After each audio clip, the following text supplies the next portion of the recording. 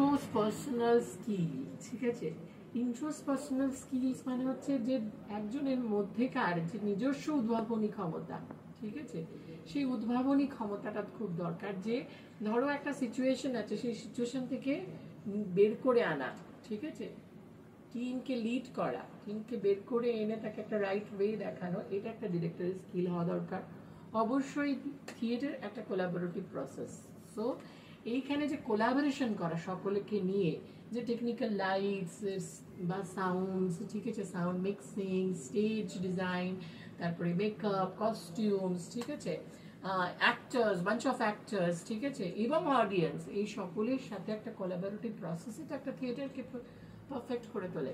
তো সেই একটা কোলাবোরেটিভনেস থাকা তার মধ্যে দরকার, যে আমি কোলাবোরেটিভলি কাজ করব। Some directors are like that, they can do anything, মঞ্চ, আবহ, লাইট, সমস্ত তার নাম লেখা থাকে এরকম পর। That's a different kind of things, ঠিক আছে? বাট এইখানে আমরা দেখি যে যে কোনো ভালো ডিরেক্টর কিন্তু সে অলওয়েজ কোলাবোরেটিভ হয়। সে সমস্ত সকল সৌম্য মিত্র, যেমন সৌম্য মিত্র বা বড় বড় মঞ্চ সজ্জার সাথে কাজ করেছেন, বড় বড় জয়সনের সাথে, লাইটের সাথে কাজ করেছেন। এই কোলাবোরেটিভনেসটা খুব দরকার, কারণ যে তার বেস্টটা দিতে পারবে। আমি যখনই একজন ভালো আলোক পরিকল্পকের সাথে কাজ করছি, বা আমি একজন ভালো মিউজিক ডিরেক্টরের সাথে কাজ করছি, তখন এই কোলাবোরেটিভনেসটা আমারও কিছুটা থাকবে, তারও কিছুটা থাকবে, তাহলেও তো একটা সিম্বায়োসিস হবে, একটা ভালো কিছু প্রোডাক্ট বেরিয়ে আসবে। টাইম ম্যানেজমেন্ট, সাম ডিরেক্টরস তারা একটা বছর 2 বছর ধরে থিয়েটার করছে, তা নয়।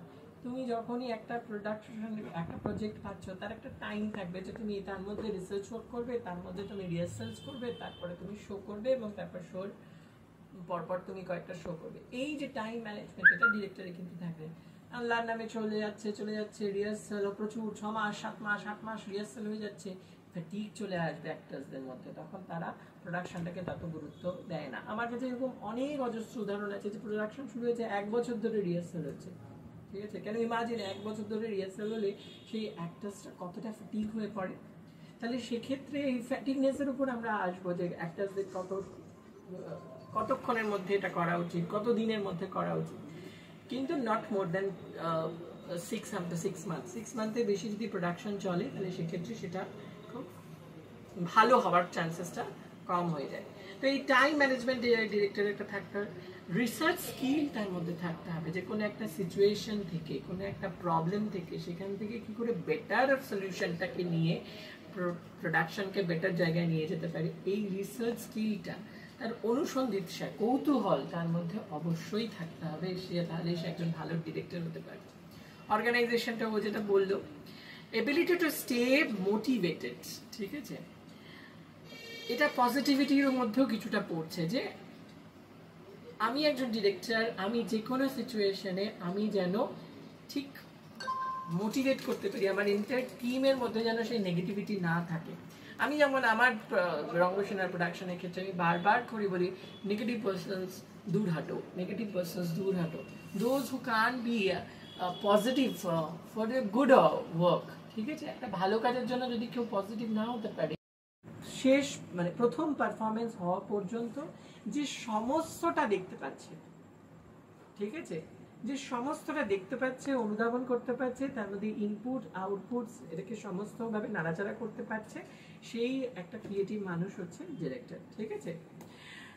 এখন ডিরেক্টরের রেসপন্সিবিলিটি কি, ঠিক আছে? এটা একটা বড় প্রশ্ন আছে, কিন্তু তার আগে আমি একটু বলবো যে তুমি যদি ডিরেক্টর হতে চাও, তুমি কি করবে, ঠিক আছে? এটা আমি আজকে লিখতেও দেবো, ঠিক আছে? যে সাপোজ তোমাকে বলা হলে তুমি একটা ডিরেকশন দাও, ঠিক আছে? তো তোমার প্রথম কাজটা কি হবে, মানে তুমি কি করবে আর কি করবে না, ঠিক আছে? একজন ডিরেক্টর হিসেবে কি করা উচিত এবং কি করা উচিত নয়। প্রথম যে পয়েন্ট হচ্ছে, the actors never be your friends, ঠিক আছে? হতে পারে তুমি তোমার বন্ধুদের নিয়ে কাজ করছো, কিন্তু ইন দ্য মিন টাইম যখন তুমি রিহার্সালে রয়েছো, on the rehearsal room, the actors never be the friends of the director, ঠিক আছে? কেন? এটা কারণ হতে পারে, ধরো ছোট্ট ইস্যুতে, ধরো কোনো একটা জায়গায় তুমি ডিরেক্টর তো সে একটা ওভারভিউ দেখতে পাচ্ছে, সে বসে আছে, সে দেখতে পাচ্ছে, সে অডিয়েন্সে বসে সে পুরোটা স্টেজ ইকুয়েশনসটাকে সে অবজার্ভ করতে পারছে, সে হয়তো বললো, এবং বন্ধু হওয়ার জন্য সেখানে কোথাও কোথাও সেই গুরুত্বটা দূরে হয়ে যায়, ঠিক আছে, বা বিষয়টাকে খেলো হয়ে যায় বা তাদের মধ্যে তর্ক শুরু হয়ে যায়। তো এই কারণে কখনই অ্যাক্টার্স ডিরেক্টরসের বন্ধু হবে না, ঠিক আছে। দ্য অ্যাক্টার্স, হ্যাঁ একটা সহমর্মিতা ডিরেক্টরের সাথে থাকবে, ডিরেক্টর ক্যান আন্ডারস্ট্যান্ড দ্য অ্যাক্টার্সদের মানে ক্রেডেনশিয়ালিটি, ধরো এবিলিটি, নেগেটিভিটি, সমস্ত কিছু বুঝবে, কোনটা সে পারবে কোনটা পারবে না এগুলো সমস্ত সেটা অনুসরণ করবে, কিন্তু they won't be friends like that, ঠিক আছে। ঠিক আছে, প্রতিনিয়ত যে ডিরেক্টর কেন যে কোনো মানুষকে কি করতে হবে, নতুন নতুন কিছু ভাবনা করতে হবে, ভাবনার বিস্তার ঘটাতে হবে, ভাবনা সঞ্চালন করতে হবে, ফলে সে, এবং পজিটিভিটি আমি আগেও বললাম যে যে কোনো বিষয় কিন্তু পজিটিভ হতে হবে। কেন তুমি যখন আসছো, কতগুলো মানুষ আসছে এবং মানুষগুলো এসে সেই স্টোরি টার্ম বা সেই স্ক্রিপ্টের মতো করে হয়ে যাচ্ছে, ফলে তার প্রপার অ্যাম্বিয়েন্স, তাকে সেইভাবে বোঝানো, তোমার সিচুয়েশনটাকে তুমি কি বুঝছো, তোমার ভিশন তার কাছে ভিশনে পৌঁছে দেওয়া, এই যে প্রসেস, এই প্রসেসের জন্য কিন্তু রিহার্সাল রুম কিন্তু একদম ঠিকঠাক হতে হবে। ঠিকঠাক হবে মিনস মানে ওই হুল্লোড় এগুলো নয় যেগুলো আমরা করে থাকি, আমাদের রঙসেনা যেগুলো করে থাকি, নট লাইক দ্যাট, ঠিক আছে। এসে গল্প করছি, আমরা কথা বলছি, no, it's a hub, it's a like of মন্দির যদি আমি বলি, সাধনা গৃহ যদি বলি, সেখানে এসে you are doing yourself, তুমি নিজেকে আপলুফ করছো এবং তার বদলে কিছু চরিত্রকে ভেতরে ঢোকাচ্ছ, তুমি একটা সিচুয়েশন তৈরি করছো, সেই সিচুয়েশনে যে অ্যাক্টার্সরা এসে পারফর্ম করছে, সেটা দুঃখের হতে পারে, রাগের হতে পারে, ভালোবাসার হতে পারে, হোয়াট এভার, কিন্তু সেটা নয় একটা রিয়েল তো নয় কিছু, একটা জায়গায় ইম্পোজিশন হচ্ছে সমস্ত কিছু, তাহলে এবং এটাই কিন্তু একমাত্র তৈরি হওয়া ক্রিয়েটিভিটির একমাত্র জায়গা, যেখান থেকে তুমি কি বেরোচ্ছে, কি জিনিস তৈরি হচ্ছে, ঠিক আছে। সবাই মিলে এই কাজটা যখন রিহার্সালটাকে একদম পারফেক্ট করে তুলবে, যে নাটকের রিহার্সাল খুব ভালো হয় সেই নাটকের প্রোডাকশন ভালো হতে বাধ্য, ঠিক আছে।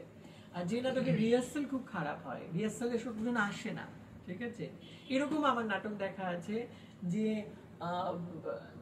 যেমন এই বাচ্চাদের প্রোডাকশন গুলো করার ক্ষেত্রে আমি দেখছি যে বাচ্চাদের মা বাবারা যেরকম ভাবে বাচ্চাদেরকে মানে কন্ট্রোল করে, ফলে ফাইনাল রিহার্সালেও দু তিনজন আসে না, তারপর হঠাৎ করে শোতে চলে এলো, ঠিক আছে।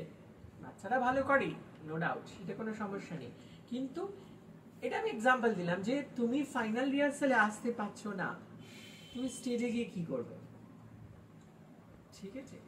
ফলে রিহার্সালকে কিন্তু একদম কংক্রিট রিহার্সাল যদি না থাকে, ডিরেক্টর কিন্তু ভালো প্রোডাকশন করে উঠতে পারবে না। মিউজিক একটা ফ্যাক্টর, যেমন করে আমি বললাম যে একটা ইমোশনকে লাইট এনহ্যান্স করতে পারে, ঠিক তেমনি মিউজিকও এনহ্যান্স করতে পারে। মিউজিকের নলেজ ডিরেক্টরের অবশ্যই থাকা উচিত, ঠিক আছে। দেশরা কোন কোন ইমোশনে যাবে, ভৈরব কোন ইমোশনে যাবে, রাগ কি, কোন মিউজিক, কোন ইনস্ট্রুমেন্ট কোন ইমোশনের সাথে যাবে, কোন চরিত্রের সাথে ইনস্ট্রুমেন্ট।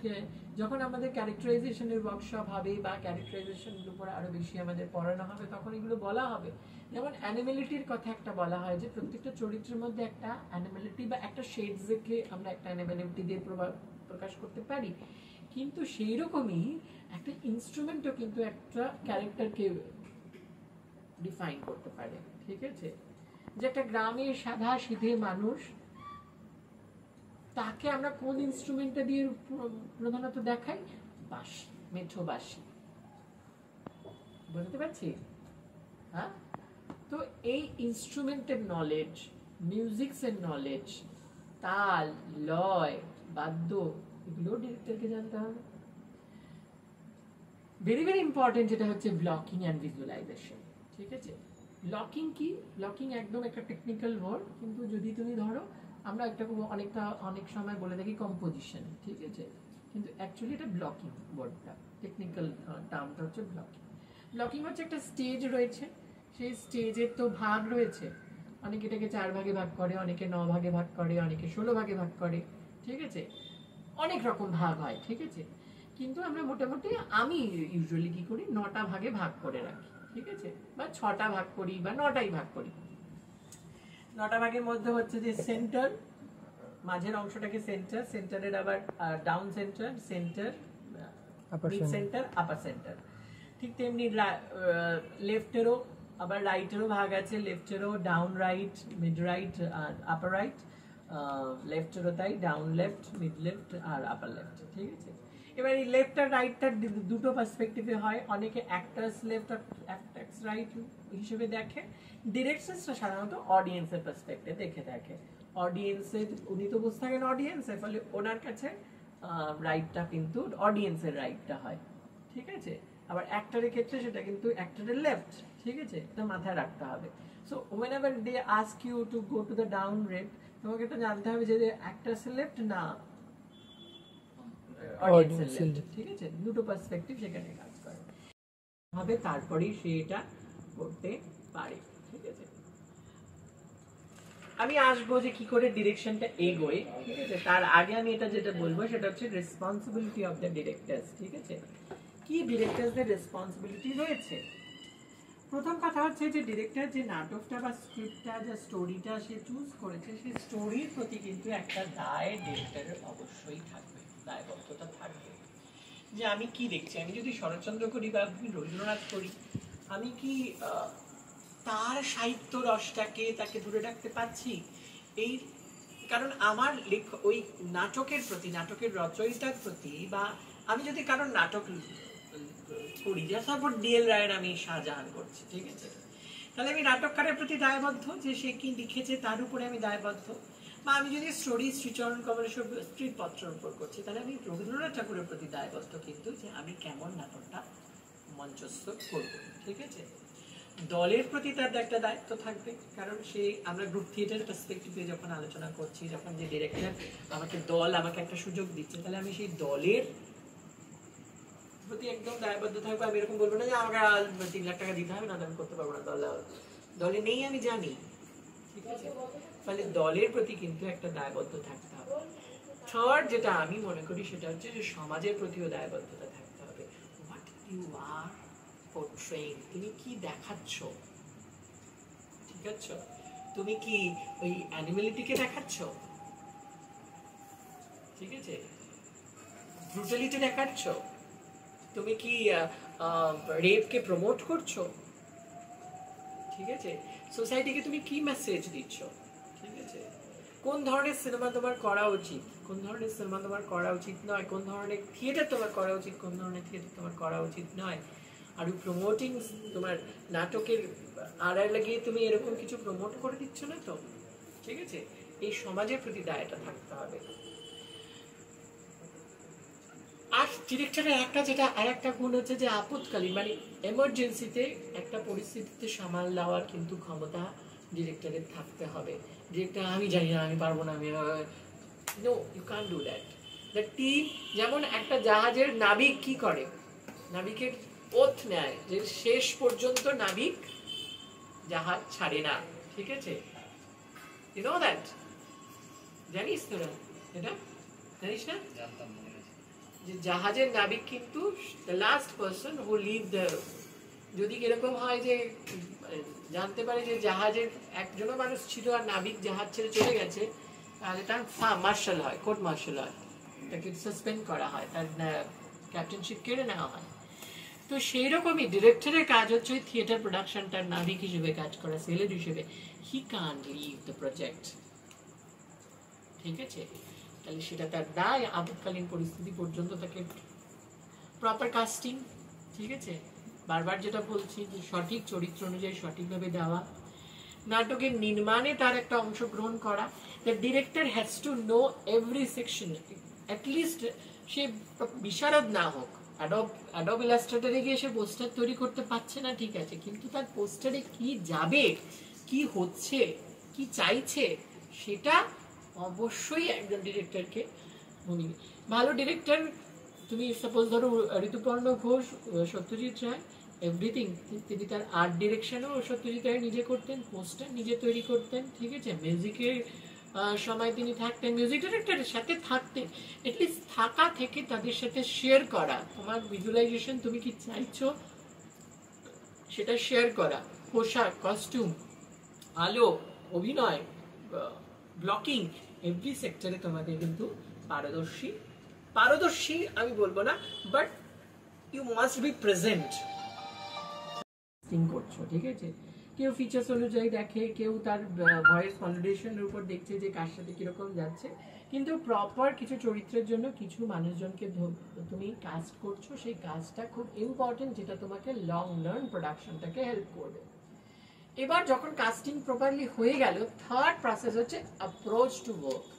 এবার অ্যাপ্রোচ টু ওয়ার্কটা কিরকম হতে পারে, তুমি সবাইকে নিয়ে এসে একটা দিন বসতে পারো, বসে তাদের সাথে আলোচনা করতে পারো, যেমন আমাদের ধৃতরাষ্ট্রের সেদিনকে হলো, ঠিক আছে, আমরা সবাই মিলে বসলাম, বসে আমরা ভাবলাম যে কি করা যেতে পারে, কি বুঝছো, কে কি হচ্ছে, এটা একটা ওয়ে আছে।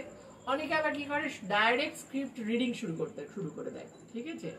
যে যে কাস্টিং করেছে তারা এসে প্রতিদিন ওই এসে বসে প্রায় দিন 15 প্রতিদিন বসে ডায়ালগ বলে তাদের মডুলেশন, সমস্ত স্পিচ সেগুলো ঠিক করে, এবং তারপর যখন একটুখানি ধাতস্থ হয়ে যায়, গলায় বসে যায়, তারপরে তারা উঠে দাঁড়িয়ে কম্পোজিশন করতে থাকে। দ্যাটস ইউর চয়েস যে তুমি কোন অ্যাপ্রোচে কাজটা করবে।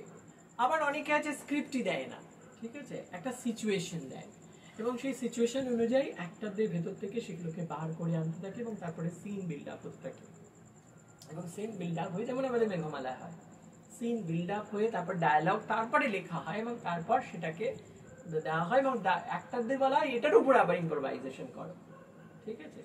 এই ইম্প্রোভাইজেশন করতে একটা সিন বা ব্লকিং তৈরি হচ্ছে। তারপরে রিহার্সালের কাজ শুরু হয়ে যাচ্ছে, রিহার্সালে এই প্রিপারেশন চলতে থাকছে। রিহার্সাল বলতে কিন্তু এখানে বোঝাচ্ছে যে লাইট, মিউজিক, সেট সমস্ত কিছু সহ রিহার্সাল। আমাদের এখানে যেরকম রিহার্সাল হয় সেরকম রিহার্সাল নয় কিন্তু, ঠিক আছে। আমাদের এখানে যেটা হচ্ছে সেটা অ্যাক্টার্স প্রিপারেশন হচ্ছে,